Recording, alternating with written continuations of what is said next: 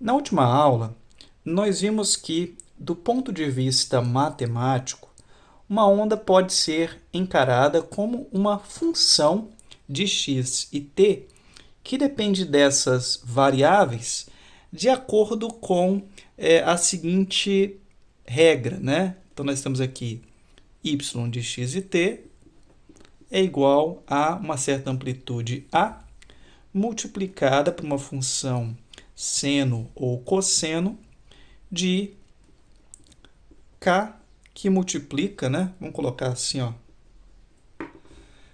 K que multiplica x mais ou menos vt.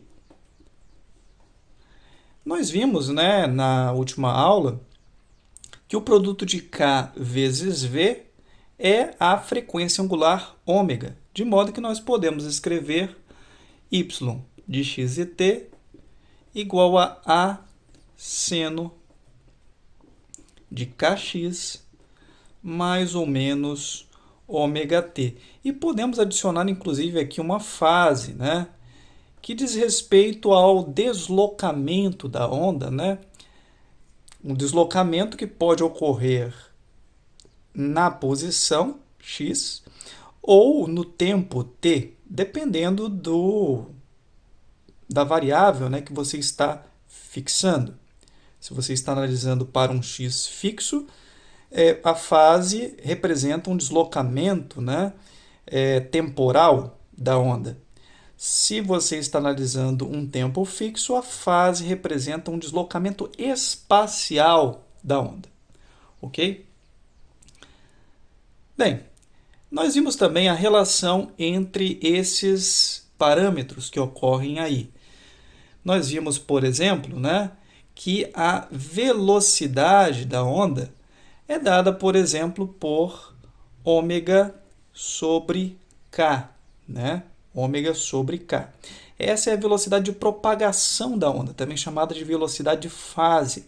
É a velocidade com que a onda se propaga efetivamente, ok? Essa velocidade também pode ser escrita, nós vimos, como o comprimento de onda vezes a frequência, ok? Bem, o que é que nós vamos falar agora? Agora, nós vamos falar não da velocidade de fase da onda, não da velocidade de propagação da onda, mas da velocidade transversal.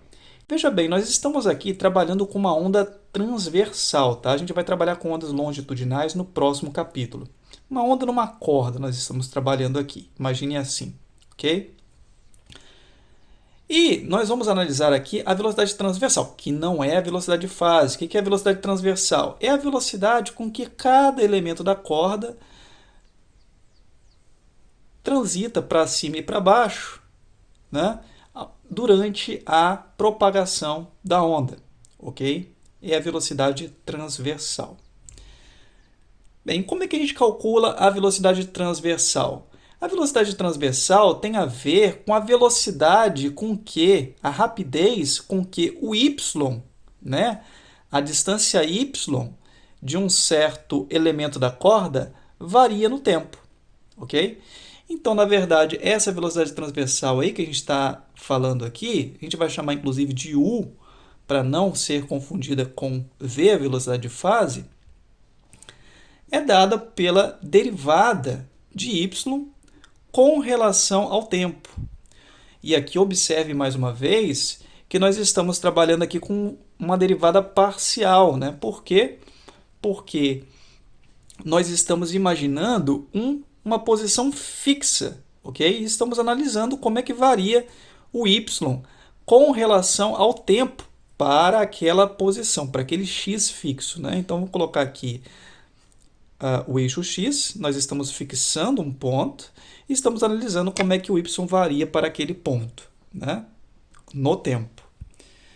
Então, vamos fazer essa conta aqui. Lembre-se, esse mais ou menos que ocorre aqui, né, refere-se à direção de propagação da onda. Quando a onda se propaga para a direita, o sinal que entra aqui é menos.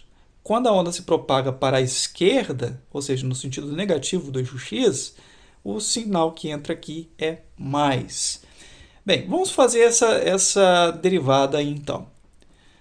Então, derivando aqui a função seno, isso daqui é uma constante, né? Derivando o seno, você encontra cosseno. Então, nós vamos ter aqui, ó, a cosseno daquele fator aqui, né? Kx mais ou menos ômega t mais φ0. Bem, nós derivamos a função seno, mas a função seno depende de uma outra função aqui, regra da cadeia. Derivamos o seno. Vamos derivar agora o que está dentro com relação ao tempo, encarando, né, que a única variável aqui é o tempo. Tudo mais é constante. Então, Kx é constante, derivada da zero. φ0 é constante, derivada da zero. Ômega t, derivando aqui ômega t, nós encontramos, então, considerando aqui, né, a gente tem que fixar um sinal aqui, né? Vamos encarar aqui, vamos trabalhar com uma onda se propagando para a direita, vai? Então, vamos deixar menos aqui. Então, derivando aqui, vai sair menos ômega, né? Então, menos ômega. Então, aqui está. Essa é a velocidade transversal da onda, né? Menos ômega a cosseno de Kx mais ou menos ômega t mais φ0. Veja que a amplitude da velocidade, ou seja, a maior velocidade que esse elemento da corda ou qualquer elemento da corda pode assumir, né? Vamos colocar aqui, ó, o máximo, né? É ômega vezes a em módulo, né? Ômega vezes a é a amplitude da velocidade. Bem, podemos calcular também a aceleração para esse elemento da corda que a gente fixou aí. A aceleração é a derivada da velocidade transversal com relação ao tempo. A aceleração transversal, né? Então, isso daqui vai dar o quê? Vamos derivar mais uma vez essa função, então. Derivando menos ômega a cosseno, então, vou repetir aqui a constante, né? Ômega vezes a, derivada do cosseno dá menos o seno, então o menos da derivada do cosseno vai ficar mais, né, por causa desse sinal negativo aqui na frente, mas eu vou derivar mais uma vez, eu mudei lá em cima, esqueci de mudar aqui embaixo. Mas eu vou derivar mais uma vez o ômega t aqui. Quando eu derivo o ômega t que está aqui dentro, sai o menos ômega de novo.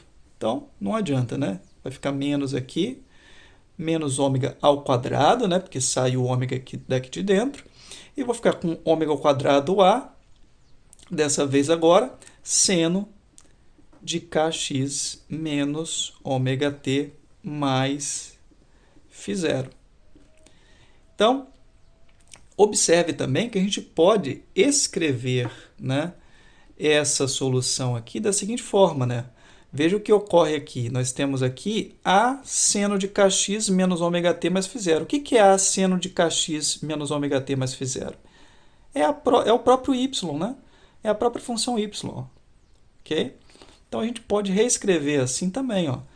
A aceleração é menos ômega ao quadrado y, que vai depender, é claro, de x e t, né? Bom, o que essa forma de escrever aqui nos ensina de importante? O seguinte, ômega é uma constante, né? A frequência está associada à frequência da onda.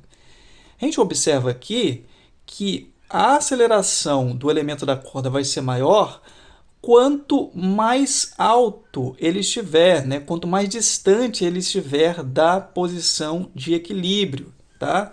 Então, por exemplo, esse elemento da corda que está aqui em cima, eles têm uma aceleração maior do que o elemento da corda que está aqui do lado, né, cujo y é menor. Outra coisa que a gente observa também dessa equação aqui é o seguinte. Veja que a aceleração é menos ômega ao quadrado y, né? Então, se o y é positivo, ou seja, se o deslocamento, né, da onda é positivo, está para cima, então a aceleração é negativa, aponta para baixo, tá? Ou seja, a aceleração sempre se opõe ao deslocamento daquele elemento da corda, Claro, porque nós estamos aqui diante, né, de um movimento harmônico simples, como você já sabe, né? Cada elemento da corda descreve um movimento para cima e para baixo, que é harmônico simples. Por isso essa característica aqui, ok? Lembrando aqui que a velocidade transversal, tá?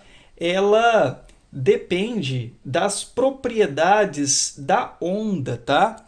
Já a velocidade de fase depende das propriedades, das características do meio material em que a onda se propaga. E é justamente sobre isso que vamos falar agora. Então veja bem, vou reescrever essa expressão. Não preciso reescrever, já está aqui, né? Veja aqui, nós encontramos, né, que a velocidade ela pode ser relacionada com o comprimento de onda e a frequência dessa maneira aqui. Se eu faço o produto do comprimento de onda pela frequência, eu encontro a velocidade. Mas veja, cuidado, tá? Essa expressão aqui não é propriamente uma expressão para cálculo de velocidade, ou seja, ela não está me dizendo que a velocidade da onda depende do comprimento de onda e da frequência, né? Não está me dizendo isso. Ela está simplesmente relacionando o comprimento de onda e a frequência, ela está me dizendo como o comprimento de onda e a frequência se relacionam com a velocidade, ok? Bem, a velocidade fase propriamente dita, ela vai ser calculada ou ela vai ter uma dependência direta das propriedades do meio no qual a onda se propaga. Nos casos particulares em que a velocidade, nos meios em que a velocidade tem uma dependência da frequência, e existem meios assim, nós dizemos que o meio é dispersivo, mas não é o caso geral, tá? Não é o caso geral. Então, como nós podemos calcular, por exemplo, a velocidade de uma onda em uma corda tensa? Vamos colocar aqui, é o próximo tópico. Velocidade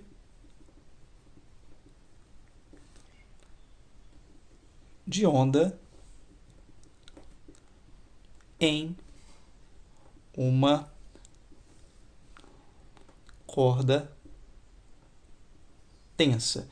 Então, para ilustrar o que eu acabei de falar com vocês, né, que a velocidade depende das propriedades do meio, vamos fazer aqui o cálculo da velocidade no caso de uma corda tensa, ou seja, uma corda esticada, tá? Bem, a primeira coisa que você percebe ao produzir uma onda numa corda, é que quanto mais esticada a corda estiver, mais rapidamente a informação vai viajar ao longo da corda. A informação, eu quero dizer, a perturbação, né? A onda, o pulso que você vai produzir nela, ok? Por que isso? Porque, veja, quanto mais esticada estiver a corda, maior é a força que cada elemento da corda vai exercer sobre os seus vizinhos. Portanto, mais rapidamente, essa informação, né, a perturbação, vai se propagar ao longo da corda. Só que existe um outro elemento que contribui. Então, vamos colocar aqui, ó. Primeiro fator que depende a velocidade da corda é velocidade numa corda, né? É a tensão, ok? Ou tração, se você assim preferir, tá?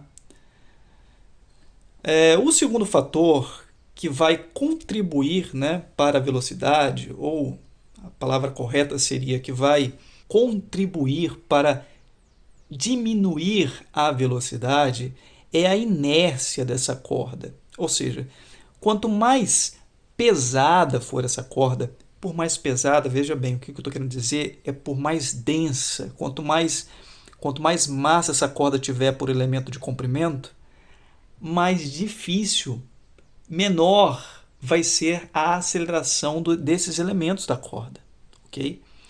Então, a massa específica dessa corda, tá? Então, vamos colocar aqui a massa específica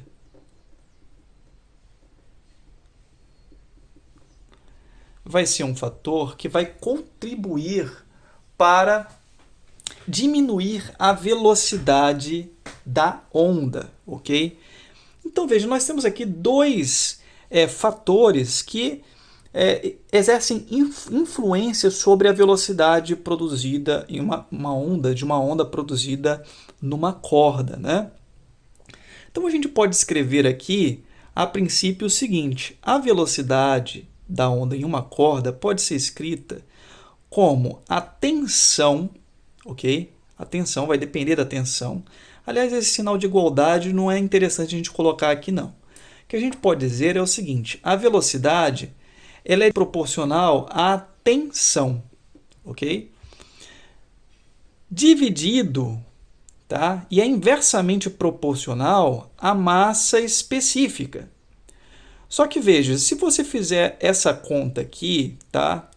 Você vai ver que tensão sobre massa específica não tem unidade de velocidade.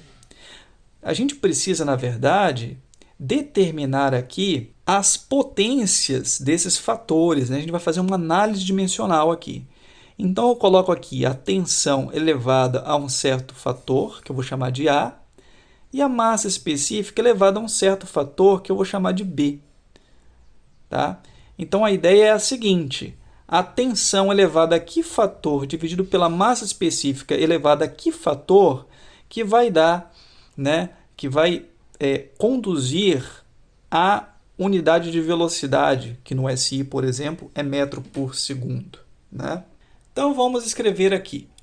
Olha, numa corda, quando a gente fala de massa específica de uma corda, nós vamos, é claro, desprezar, né, as dimensões transversais aqui na corda. A gente vai considerar só o elemento de massa distribuído ao longo do comprimento da corda. Afinal de contas, você pode encarar uma corda como um elemento unidimensional.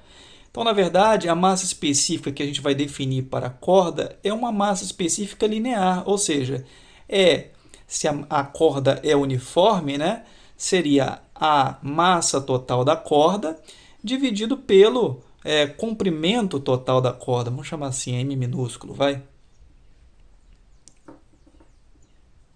Então, se a corda tem uma massa total M e um comprimento L, quanto de massa que está distribuída em cada elemento da corda, né? Seria a massa específica. A massa dividida por comprimento. Ok? Bom, já a tensão, né? A tensão é uma força, né? Então, se a gente quiser colocar aqui, né, qual é a dimensão da tensão, né? Qual é a dimensão da tensão? É a dimensão de força. Lembre-se que força, né, é igual a massa vezes a aceleração, né? Então, qual seria a dimensão, né, de força? Então, vamos colocar aqui do lado, ó, o seguinte, ó, vamos chamar M maiúsculo a massa, tá? Na verdade, isso aqui, quando a gente faz análise dimensional, a gente sempre usa essas abreviações aqui. L é comprimento, ok? Dimensão de comprimento. T, dimensão, T maiúsculo, né? Dimensão de tempo. Então, massa, comprimento, tempo. Aqui é suficiente, né? Pra gente. Então, aqui, ó. A dimensão de força, então, vai ser o quê? Uma dimensão de massa. Então, massa, M maiúsculo, vezes a aceleração. A aceleração é velocidade dividido por tempo, né? Então, tem dimensão de comprimento dividido por uma unidade de tempo ao quadrado. Ou a gente pode escrever assim, ó, seria tempo elevado a menos 2. Ou seja, seria comprimento sobre tempo ao quadrado, né? Por exemplo, metro por segundo ao quadrado, né? Esse sinal negativo aqui é porque está no denominador, ok? Então, aqui seria a dimensão de força, ok? Ou a dimensão da tração, tá? Bem, e qual é a dimensão de massa específica? Dimensão de massa específica, como a gente colocou aqui, né? Seria massa multiplicado por uma dimensão de inverso de comprimento, né? Então, seria L, comprimento, a menos 1, ok? Então está aqui as unidades, né, da massa específica, né, a dimensão de massa específica, né? Bom, a gente precisa determinar o que é esse A e o que é esse B. O que a gente vai fazer? Vamos fazer análise dimensional para aqui, para essa equação. Então, vamos lá.